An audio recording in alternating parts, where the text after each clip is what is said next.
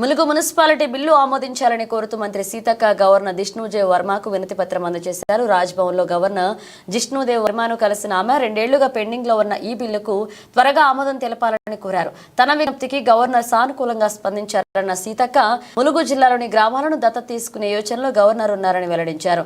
త్వరలో ఆదిలాబాద్, నాగర్ కర్నూలు జిల్లాల పర్యటనకు గవర్నర్ సిద్ధంగా ఉన్నారన్నారు.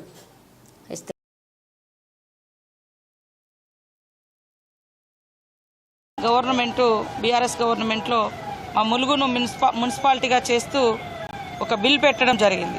ఆ బిల్లు చాలా రోజులు 2022లో బిల్లు పెడితే మరి ఆ బిల్లు గవర్నర్ దగ్గర పెండింగ్ ఉండడం జరిగింది. మేము తెలుసుకుంటే ఆ గవర్నర్ గారి కాడ నుంచి మళ్ళీ రాష్ట్రపతికి వరకు వెళ్ళడం జరిగిందని, కాబట్టి మా ములుగును మున్సిపాలిటీ చేస్తూ పంపినటువంటి ఆ బిల్లుకు తొందరగా మరి ఆమోదం తెలిపి ఇవ్వాలని వారిని కోరడం జరిగింది.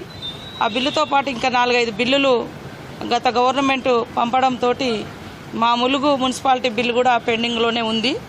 దీన్ని వారి దృష్టికి తీసుకెళ్తే వారు సానుకూలంగా స్పందించి తొందరలోనే వెరిఫై చేసి పరిష్కరిస్తా అని చెప్పడం జరిగింది.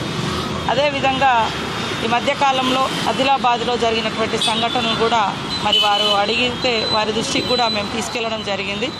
శాంతియుత వాతావరణాన్ని అక్కడ తీసుకురావడం కోసం కృషి చేస్తూనే అక్కడటువంటి ఆదివాసీ ప్రజల యొక్క సమస్యలు, ఇబ్బందులు కూడా వారు తెలుసుకోవడానికి ఆదిలాబాద్ జిల్లాకు కూడా ఒకసారి పర్యటించడానికి రావడానికి వారు కూడా సిద్ధపడ్డారు.